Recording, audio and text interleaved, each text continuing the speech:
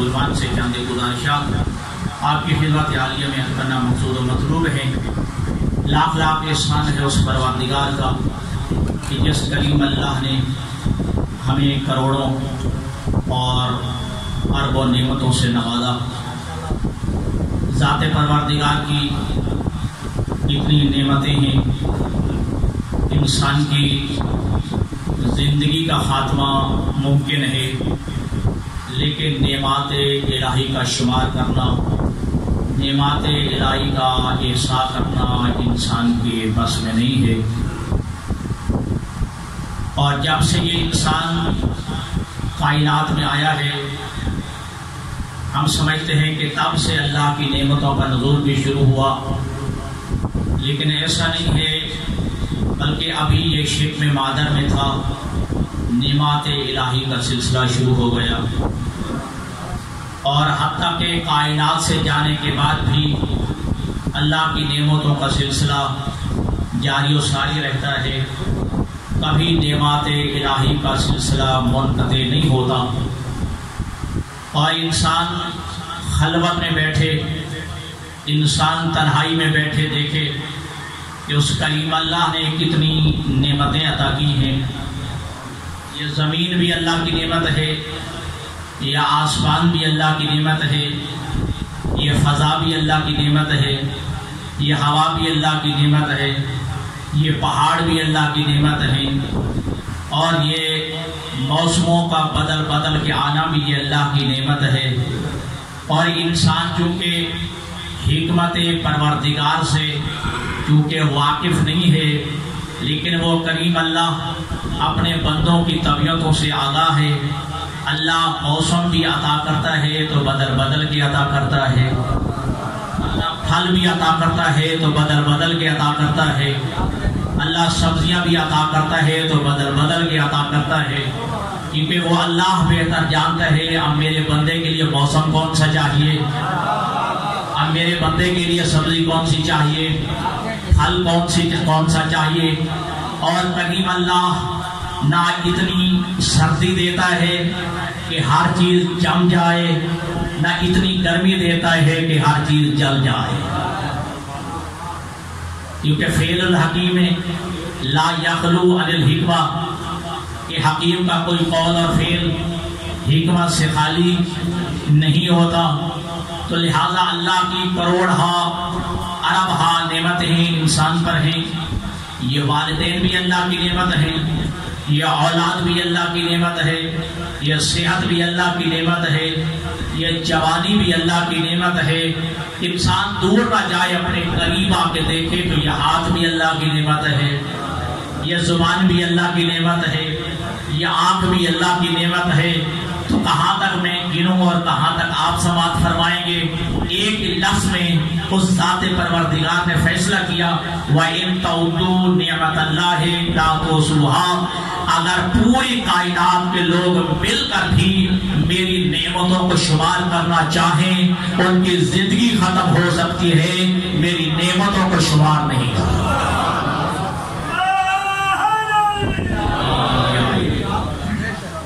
کہ ذات پروردگار کی نعمتوں کا احساس کرنا ممکن نہیں ہے نبی صاحب۔ ذات پروردگار کی نعمتوں کا شمار کرنا انسان کے پاس میں نہیں، انسان کی قدرت میں نہیں، انسان کی طاقت میں نہیں، اور کروڑہا اربہا نعمتیں اللہ نے انسان کو عطا کی۔ اور یہ بھی لطف پروردگار ہے کہ فرمایا اس میں کوئی شک نہیں، میری نعمتوں کو گن نہیں سکتے، میری نعمتوں کو شمار نہیں کر سکتے، میری نعمتوں کا احساس ممکن نہیں ہے، لیکن ایک کام تو تمہارے پاس میں ہے، ایک کام تو تمہاری طاقت میں ہے، میری نعمتیں گن تو نہیں سکتے، میری نعمتوں کا شکریہ تو ادا کر سکتے ہو۔ ہاں میری نعمتیں تمہارے پاس میں نہیں ہیں، ان کا شمار کرنا، میری نعمتوں کا حساب ممکن نہیں ہے۔ اگر ساری کائنات کے لوگ مل کر بھی میری نعمتوں کا حساب کرنا چاہیں تو نہیں ہو سکتا، لیکن یہ تو تمہارے پاس میں ہے، یہ تو تمہاری طاقت میں ہے، تمہاری قدرت میں ہے کہ میری نعمتوں کا شکریہ تو ادا کر سکتے ہو۔ اور اس سے بھی بڑھ کر قریب اللہ نے لطف کیا، لئن شکرتم لأزیدنکم، اگر میری نعمتوں کا شکریہ ادا کرو گے، میں اللہ نعمتیں روکتا نہیں، نعمتوں میں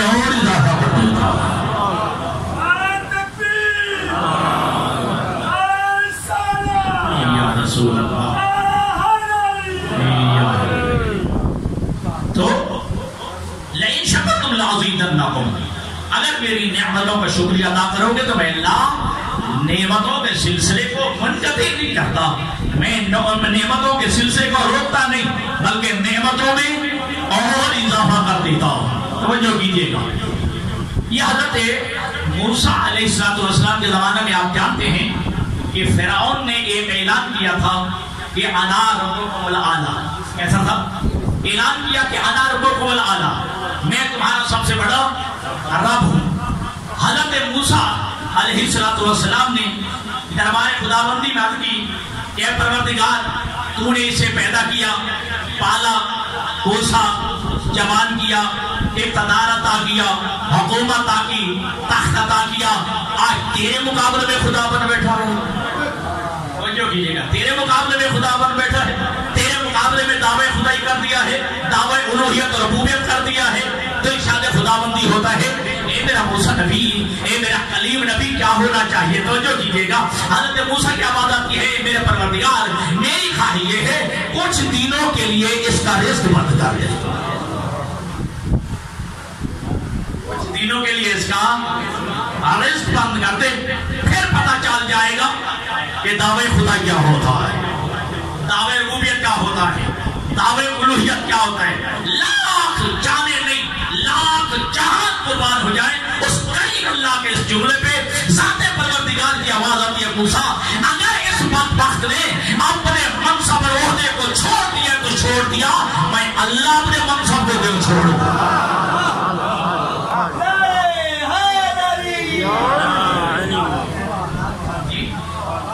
ایسے اپنا عہدہ چھوڑ دیا نا جی، لیکن میں اپنے منصب کو کوئی چھوڑوں جی، اس کا منصب تھا بندہ ہونا، اس کا منصب تھا عبد ہونا، یہ چھوڑ بیٹھا جو چھوڑ بیٹھا، میں اپنا منصب کیوں چھوڑوں؟ کیوں؟ میرا کام ہے عطا کرنا جی، میرا کام ہے عطا کرنا۔ اور یہ ہمارا عقیدہ ہے سب مسلمانوں کا، سب دوستوں کا، کہ ہمارا اللہ صرف رب المسلمین نہیں ہے، نہیں آپ نے توجہ نہیں فرمائی، یہ ہمارا اللہ صرف رب المسلمین نہیں ہے، ہمارا اللہ صرف رب المومنین نہیں ہے، ہمارا اللہ صرف رب العابدین نہیں ہے، ہمارا اللہ صرف رب الساجدین نہیں ہے، ہمارا اللہ صرف ان کا رب نہیں ہے جو اللہ کو سجدہ کرتے ہیں، ہمارا رب جو ہے صرف ان کا رب نہیں ہے جو اللہ کو جھکتے ہیں، نہ، ہمارا رب ہے الحمدللہ رب العالمین، ہمارا رب ہے عالمین کا رب، کوئی مانتا ہے تو بھی دیتا ہے، کوئی نہیں بھی مانتا تو تب بھی عطا کرتا ہے جی۔ تمہارا کام ہے شکر ادا کرنا جی، لئن شکرتم لأزیدنکم، اگر میری نعمتوں کا شکریہ ادا کرو گے تو میں اللہ نعمتوں کے سلسلے کو روکتا نہیں، ٹھیک ہے، بلکہ نعمتوں میں اور اضافہ کر دیتا ہوں۔ حضرت داؤد علیہ السلام نے دربار خداوندی میں کے پروردگار، میں تیری کس کس نعمت کا شکریہ ادا کروں؟ جملہ سنیے گا، کس کس نعمت کا شکریہ ادا کروں؟ میں خود اس بات کا کیسے شکریہ ادا کروں کہ تو نے مجھے شکریہ کی توفیق عطا کی ہے۔ سبحان اللہ، میں اس نعمت کا بھی کیسے شکریہ ادا کروں کہ تو نے مجھے شکر ادا کرنے کی توفیق دی ہے، یہ توفیق بھی نعمت ہے۔ بے شک بے شک، سبحان اللہ۔ تیری شکریہ کا شکریہ ادا کرنا نعمت ہوگا، یہ خود ایک نعمت ہے، میں اس کا شکریہ ادا کیسے کروں؟ تو دوستان گرامی یاد رکھیے گا، جو اللہ کا نافرمان ہو جاتا ہے، جو اللہ کی معصیت کرتا ہے، توجہ کیجئے گا، اللہ جو ہے اس کا رزق نہیں روکتا، اللہ سجدے کی توفیق چھین لیتا ہے۔ اللہ تعالیٰ جملہ سمجھ آ گیا کہ جو اللہ کی معصیت کرتا ہے، جو اللہ کی نافرمانی کرتا ہے، جو گناہ کا ارتکاب کرتا ہے، اللہ اس کا رزق نہیں روکتا۔ یہ سمجھنے کا اللہ نے رزق روکا ہے، اللہ رزق نہیں روکتا، اللہ سجدے کی توفیق چھین لیتا ہے، اللہ عبادت کی توفیق چھین لیتا ہے۔ اللہ یہ نہیں چاہتا کہ آپ یہ میرے دربار میں آ جائے تو مانگتے رہیے یا اللہ کبھی سجدوں کی توفیق نہ روکنا، کبھی جو ہے عبادت کی جو ہے توفیق یہ نہ روکنا۔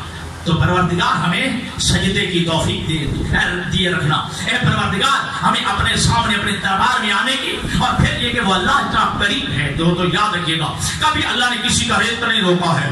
کتنے ہیں جو اللہ کے وجود کے بھی منکر ہیں لیکن اللہ نے ان کا رزق نہیں روکا. ایسے ایک مثال سے آگے بڑھوں. فرمائے کہ فَأَنَا الْجَوَّادُ الَّذِي لَا أَبْخَلُ. یہ حدیث قدسی کا جملہ ہے. میں ایسا جواد ہوں، میں ایسا سخی ہوں جو کبھی بخل نہیں کیا کرتا. میں ایسا جواد ہوں، میں ایسا سخی ہوں کہ میں کبھی دینے میں بخل نہیں کرتا. اگلے جملے میں فرمایا کہ پروردگار فرماتا ہے میں بخل کیوں کروں؟ بخل تو وہ کرتا ہے کہ جسے معلوم ہو کہ میرا خزانہ خالی ہو جائے گا، میرا خزانہ خالی ہو جائے اب جو ہے وہ بخل کرتا ہے، اب دینے میں کنجوسی کرتا ہے. پوری دنیا کے لوگ سو جاتے ہیں، وہ نہیں سوتا ہے. تھوڑا ذہن کو بلند کریں. ساری دنیا قاضی صاحب سو جاتی ہے، وہ نہیں سوتا ہے.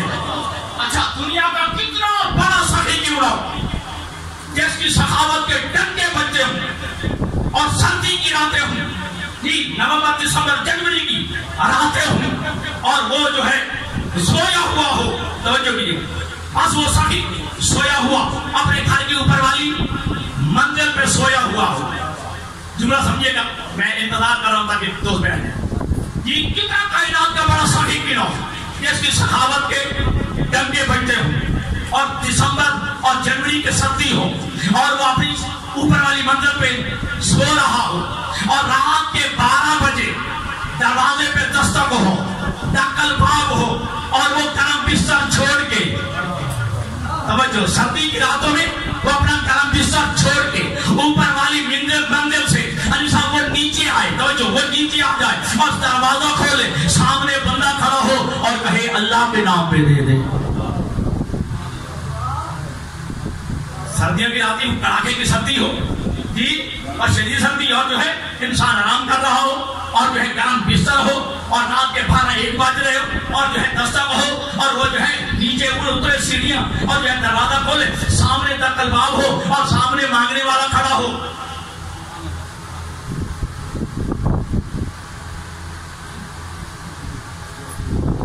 جی سامنے بندہ کھڑا ہو اور کہے اللہ کے نام پہ دے دے.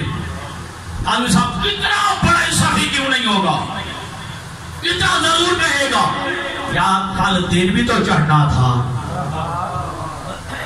کل دن بھی تو ہونا تھا، کل دن کو آ جاتا. یہ تیرے سخیوں کی بات ہے، یہ تیرے سخیوں کی بات ہے. وہ اتنا سخی ہے، وہ سخی فرماتا ہے پوری کائنات کے سخی سو جائیں، کائنات کے سخیوں کے دروازے بند ہو جائیں، ساری دنیا سو جائے، میری رحمت کے دروازے، میری سخاوت کے دروازے کھلتے ہی رات نصف شب کے بعد ہے. بس تو اکیلا میرے دربار میں آ جا، بس اکیلا میرے دربار میں آ جا، کوئی دیکھنے والا نہ ہو، بس تو ہو، تو مانگتا جا، میں تجھے دیتا جا. جی تو اللہ نے کروڑہا اربہا نعمت انسان کو عطا کی ہیں اور اعلان کیا کہ وَأَسْبَغَ عَلَيْكُمْ نِعَمَهُ ظَاهِرَةً وَبَاطِنَةً. اللہ فرماتا ہے کہ اے بندہ، اے میرا جو ہے مخلوق، میں نے جتنی ظاہری نعمتیں تھی وہ بھی میں نے تجھے عطا کر دی ہیں، اور جو باطنی نعمتیں تھی وہ بھی میں نے تجھے عطا کر دی. تو جو مانوی نعمتیں ہیں وہ بھی اللہ نے انسان کو عطا کر دی، اور جو مادی نعمتیں ہیں وہ بھی اللہ نے انسان کو عطا کر دی. اب جتنی مادی نعمتیں ہیں ساری اللہ نے انسان کو عطا کر دی. اب مانوی نعمتیں کون سی ہیں؟ عقل عطا کیا تو انسان کو عطا کیا، علم عطا کیا تو انسان کو عطا کیا، شعور عطا کیا تو انسان کو عطا کیا، اشرف المخلوقات بنائے تو انسان کو، توجہ ہے نا، اشرف المخلوقات بنایا تو انسان کو بنایا، مسجود ملائکہ قرار دیا تو انسان کو عطا کیا.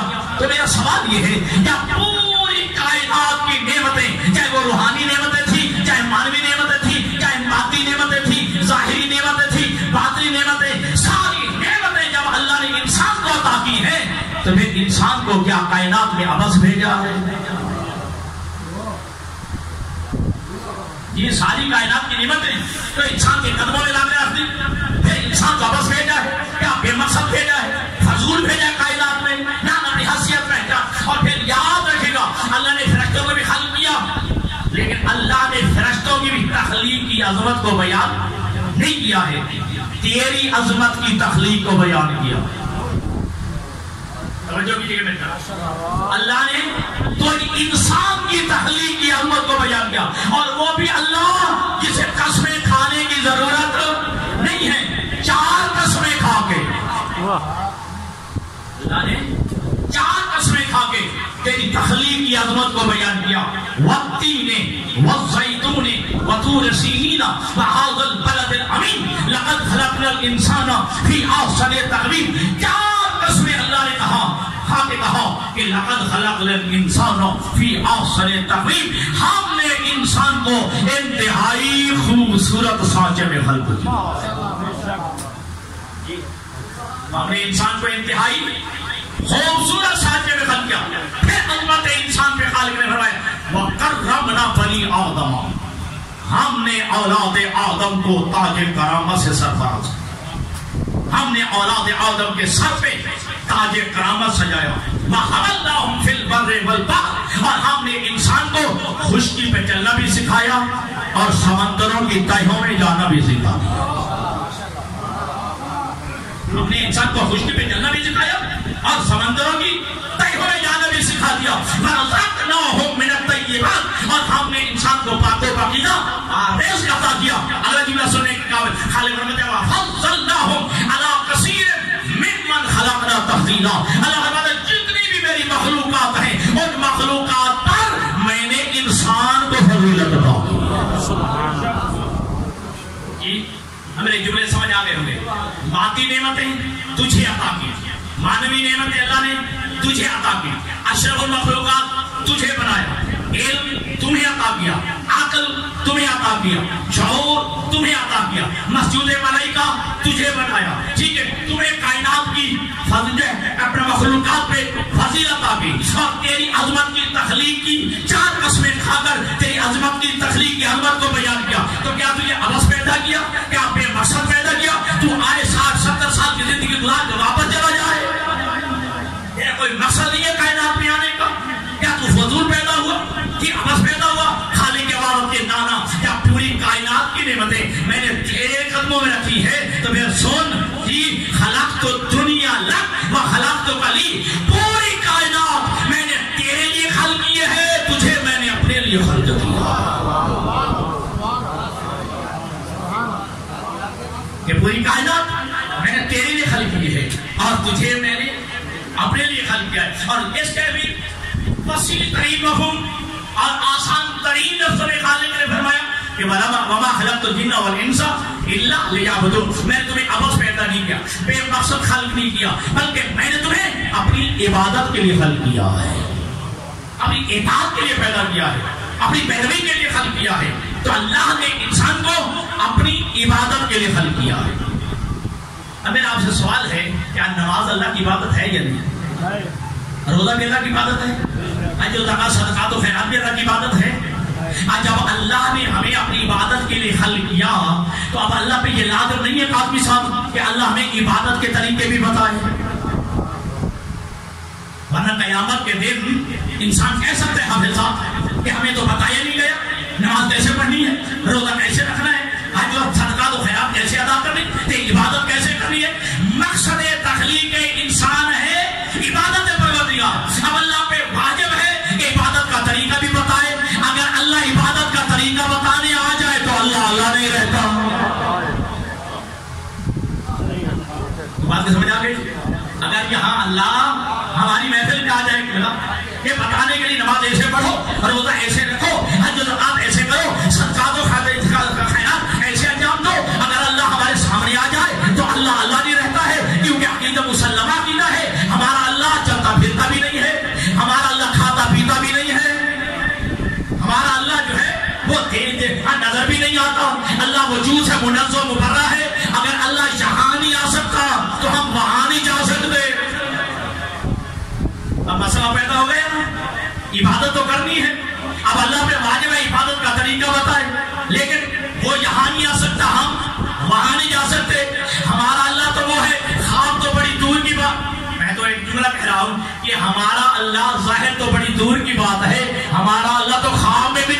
آتا. آگے بات کی سمجھ.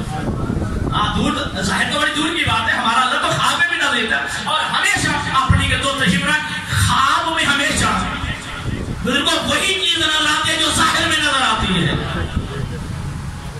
ہمارا ظاہر میں نظر نہیں آتا تو خواب میں بھی نظر نہیں آتا. ٹھیک ہے. اب عبادت کا ہمیں بندگی بھی کرنی ہے, اللہ کی عبادت بھی کرنی ہے. اللہ میں واجب عبادت کا طریقے بتائے, وہ آ نہیں سکتا. تو اللہ نے عبادت کے طریقوں کو بتانے کے لیے, ہم تک عبادت کے طریقوں کو پہنچانے کے لیے ذات پروردگار نے ایک نظام وضع کیا. اللہ نے اس نظام کا نام نظام ہدایت رکھا. جی اللہ نے ایک نظام وضع کیا اور اس نظام کا نام اللہ نے نظام ہدایت رکھا. اور اس نظام ہدایت کو ہم تک اللہ نے دو صورتوں میں, دو شکلوں میں پہنچایا. نظام ہدایت کا ایک حصہ اللہ نے الفاظ کی شکل میں بھیجا اور نظام ہدایت کا ایک حصہ اللہ نے کردار کی شکل میں بھیجا. نظام ہدایت کا وہ حصہ کہ جو اللہ نے الفاظ کی شکل میں بھیجا اسے قرآن کہتے ہیں, جو کردار کی شکل میں بھیجا اسے محمد مصطفیٰ کہتے ہیں.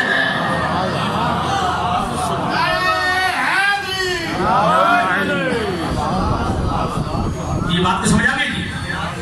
نظام ہدایت اور نظام ہدایت کو دو طریقوں, دو شکلوں میں اللہ نے ہم تک پہنچایا. نظام ہدایت کا ایک حصہ الفاظ کی شکل میں اور نظام ہدایت کا ایک حصہ کردار کی شکل میں. اور جو الفاظ کی شکل میں بھیجا اسے قرآن کہتے ہیں اور جو کردار کی شکل بھیجا اسے محمد مصطفیٰ کہتے ہیں. اور مجھے اب یہاں پڑھنے کی ضرورت نہیں یا تمہید میں جانے کی ضرورت نہیں, پڑھنے کے دو تشریف فرمائیں. الفاظ اتنے مؤثر نہیں ہوتے جتنا کردار مؤثر ہوتا ہے.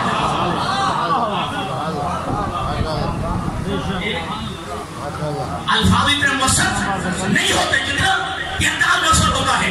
الفاظ اتنا اثر نہیں رکھتے جتنا کردار اثر رکھتے ہیں. یہی وجہ ہے اللہ نے الفاظ کو یعنی قرآن کو ایک مرتبہ نازل کیا اور کردار کو 14 شکلوں میں بھیجا ہے. سبحان اللہ. تو بات ذہنوں میں آ گئی نہیں. اللہ نے الفاظ کو یعنی قرآن کو ایک مرتبہ نازل کیا اور کردار کو 14 شکلوں میں بھیجا. کردار ایک ہے, کبھی مصطفیٰ کی شکل میں, کبھی علی کی شکل میں, کبھی حسن کی شکل میں, کبھی حسین کی شکل میں. اللہ اکبر. یا رسول اللہ.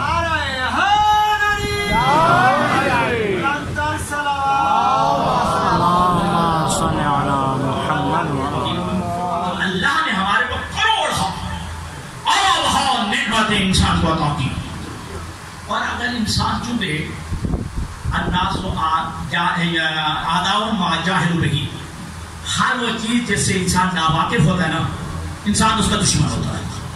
کیونکہ ہم موت کی حقیقت سے آگاہ نہیں ہوتے اس لیے ہم موت کو ناپسند کرتے ہیں. لیکن موت بھی نعمت ہے.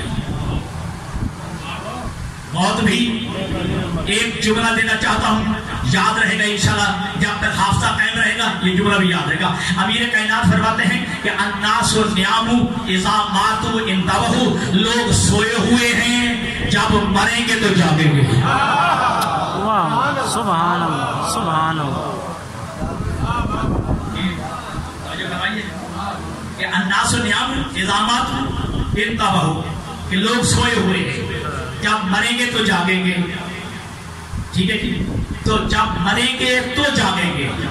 یہ تو موت جو زندگی تم سمجھ رہے ہو نہیں تو یہ فرمائے. چلو دیکھیے کہ موت جب انسان مر جاتا ہے کہ انسان مرکب ہے دو چیزوں کا, جسم اور روح. جسم اور روح. اور روح حقیقت میں جوہر کا نام ہے. آدمی صاحب جوہر ہے. روح جب روح نکل جاتی ہے تو یہ مردہ ہو جاتا ہے. روح جوہر تھا تو قابل عزت بھی تھا, قابل احترام بھی تھا, ہاتھ لگا بھی لیتے تھے, مسافہ بھی کر لیتے تھے, گلے بھی لگا لیتے تھے. جیسے جوہر نکلا ہاتھ لگاتے ہیں وہ واجب ہو جاتا ہے. یہ روح ایک جوہر کا نام ہے جو انسان کے اندر ہے. ٹھیک ہے. وہ جوہر اس لفظ اصلی سے جدا ہوا، اس پیکر سے جدا ہوا، اس ڈھانچے سے جدا ہوا تو غسل واجب ہو جاتا ہے، مردار بن جاتا ہے. ٹھیک ہے جی، مردار بن جاتا ہے. ٹھیک، اب جوہر ہے جو نکل جاتا ہے.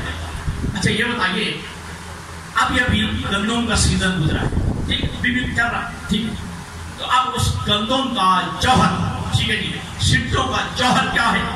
گندم. وہ جوہر، توجہ، جب جوہر کو نکال دیا جاتا ہے، پیچھے جو بھوسا بکتا ہے، پھر اسے قبر کی شکل بنا دی جاتی ہے. واہ واہ سبحان. آپ نے یہ چل آپ تک نہیں پہنچے شاید. ٹھیک ہے جی، گندم یہ جوہر ہے، سٹوں سے جب نکال دیا جاتا ہے، یہ جوہر کو نکال دیا، باقی وہ بھوسا بچ گیا، اسے پھر دھاڑ کی شکل میں، قبر کی شکل میں بنا دیتے ہیں. یہ جسم سے بھی روح نکل جاتی ہے تو پھر قبر میں چلا جاتا ہے، پھر قبر بنا دی جاتی ہے. اب مجھے ایک جملہ کہنا ہے، توجہ کیجیے گا، کہ اگر جسم میں روح نہ لگے، نکل جائے تو یہ جسم مرتا ہے. اور اللہ کے نبی نے ارشاد فرمایا کہ حب علی ابن ابی طالب اور روح العبادہ، اگر جسم سے روح نکل جائے تو جسم مردہ ہو جاتا ہے. اور پیغمبر فرماتے ہیں کہ عبادتوں کے روح علی کی محبت کا نام ہے. اگر عبادتوں سے علی کی محبت نکال دی جائے تو عبادت مردہ ہو جاتی ہے.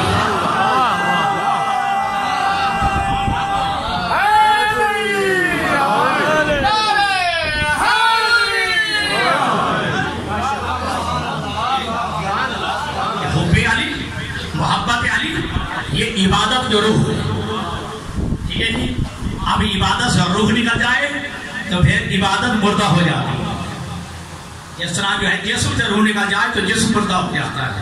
تو عزیزان کرام، میں بات آگے بڑھانا چاہتا ہوں. یہ موت بھی نعمت ہے، ٹھیک ہے، لیکن ہم گلے لگانے کے لیے تیار نہیں ہوتے کیونکہ ہم اس کی حقیقت سے نا واقف ہیں. جب حقیقت سے بندہ واقف ہو جاتا ہے نا، پھر بندہ یہ کہہ دیتا ہے، اب توجہ آپ نے کرنی ہے، جب موت کی حقیقت سے آگاہ ہوتا ہے تو پھر بندہ یہ کہتا ہے واللہ لعنت بالموت بصدیہم، خدا کی قسم میں موت سے اس طرح مانوس ہوں جس طرح بچہ ماں کے دودھ سے مانوس ہوتا ہے.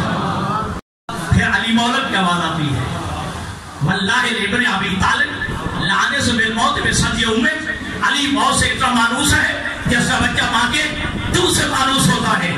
علی موت کی حقیقت سے وہ آگاہ ہے. علی نے خیبر فتح کیا، نہیں کہا میں کامیاب ہوا.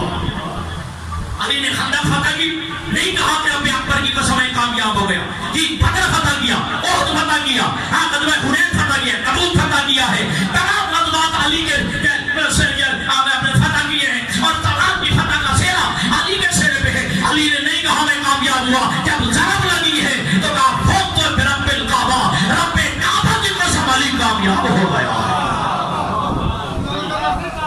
سبحان اللہ. یا علی، رب کعبہ کی قسم لی، کامیاب ہو گیا.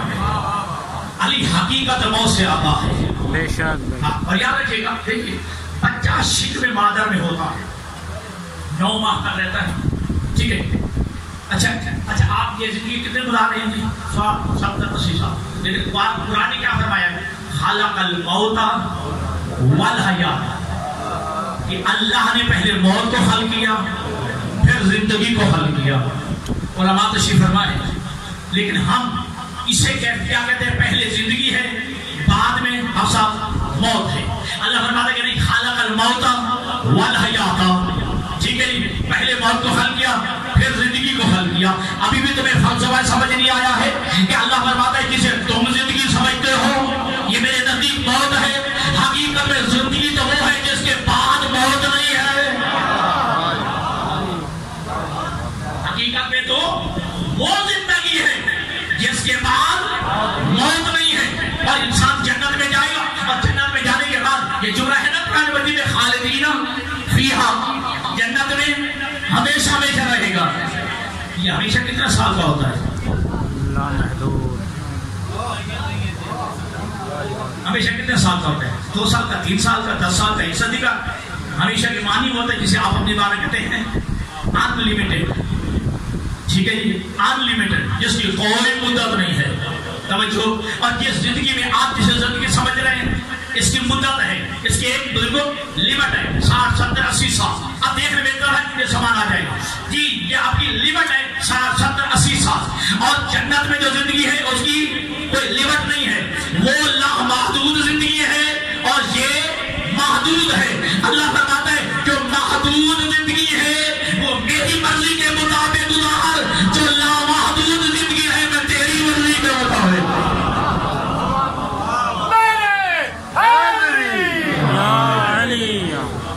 جو محدود زندگی ہے میری مرضی کے مطابق گزار, اور جو لامحدود زندگی ہے وہ میں تیری مرضی کے مطابق گزاروں گا. اب یہ پڑھی کے دو تشریف فرمائے قاضی تھا, قبلہ جو ہے بدر شاہ تھا, اور دیگر پڑھی کے دو تشریف فرمائے کہ پڑھیے روایات میں کہ جنت میں صرف خواہش کرے گا, بس خواہش کرے گا, خواہش پہ ایک لمحے سے بھی پہلے عمل ہو جائے گا. صرف خواہش کرے گا میں نے بے خراب پھل کھانا ہے, درخت بھی لگ جائے گا, پھل بھی لگ جائے گا, پک بھی جائے گا, ٹوٹ کے تیرے ہاتھوں پہ بھی آ جائے گا, تیری خواہش پہ عمل ہو جائے گا. کیوں؟ یہ زندگی تو نے اس کی مرضی کے مطابق گزاری ہے. جو وہ چاہتا تھا وہ تو کرتا رہا, اب جنت میں جو تو چاہے گا وہ کرتا رہے. جنت میں جو تو چاہے گا اس پہ عمل ہو جائے گا, ایک سیکنڈ میں تیری چاہ پہ عمل ہو جائے گا. اور حتیٰ کہ چلو میں خوشخبری بھی آپ کو سنا دوں. خوشخبری یہ ہے کہ جنت میں نماز بھی نہیں پڑھنی پڑے گی. جنت میں نماز بھی نہیں پڑھنی پڑے گی, روزہ بھی نہیں رکھنا پڑے گا جی, حج بھی نہیں ہے, بھوک پیاس بھی نہیں ہے. کیوں؟ نماز یہاں ہے, روزہ یہاں ہے, حج زکات یہاں ہے, اس کا نتیجہ جنت ہے. بے شک نہیں آپ سمجھے یا نہیں سمجھے؟ وہاں نماز روزہ نہیں ہے, نماز روزہ یہاں کے لیے ہے. یہ دار العمل ہے, وہ دار الحساب ہے, وہ دار جزا ہے جی. یہاں تو اس کے کہنے پہ نماز بھی پڑھی, تو نے گرمیوں کے روزے بھی رکھے جی, اب تو وہ کرتا گیا جو وہ چاہتا تھا. اب جنت پہ وہ اللہ کرے گا جو تو چاہے گا.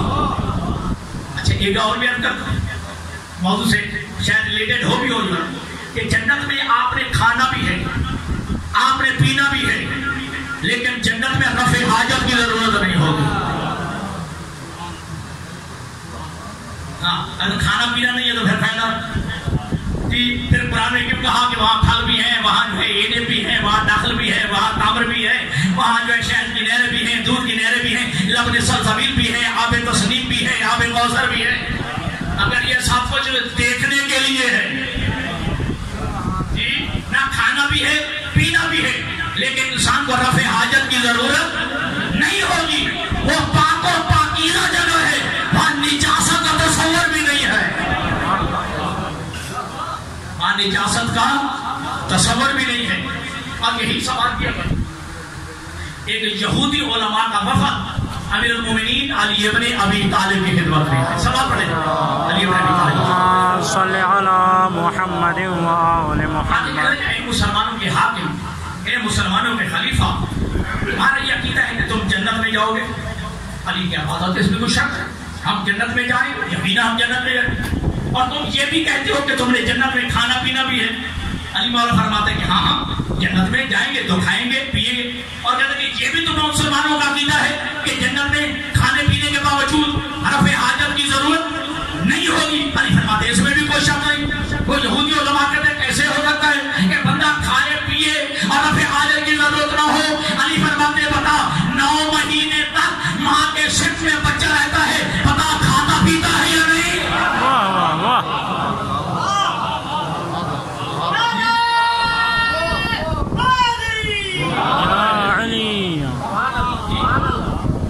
کیا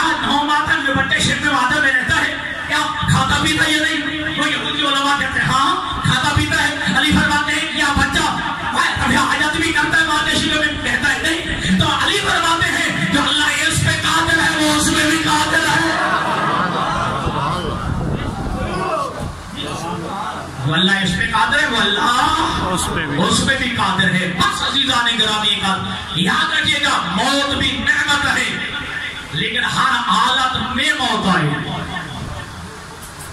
ہر حالت میں موت آئے. جس طرح بھی مرنا ضرور ہے.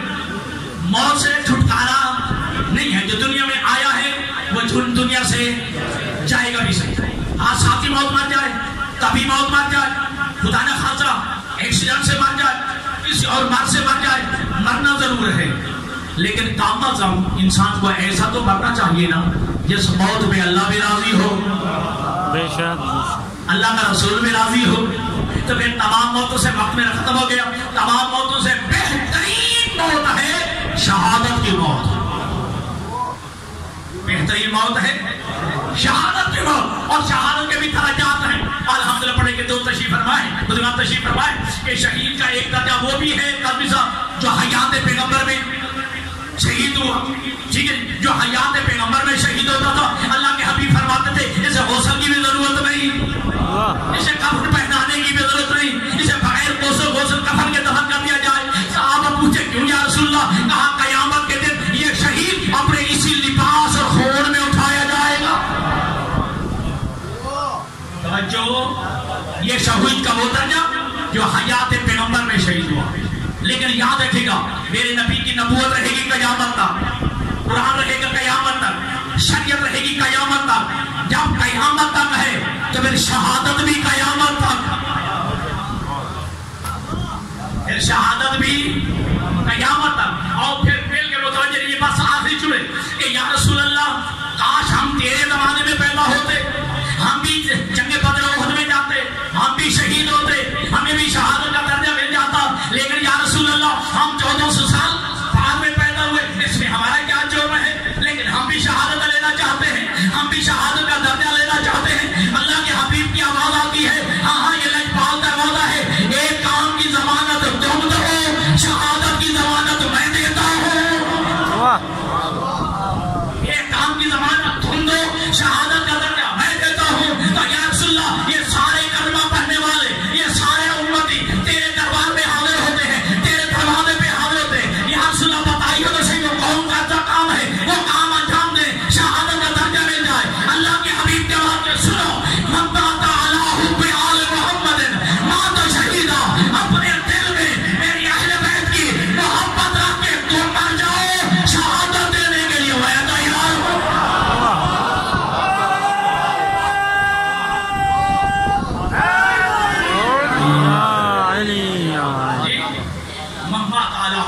محمد بات شہیدہ.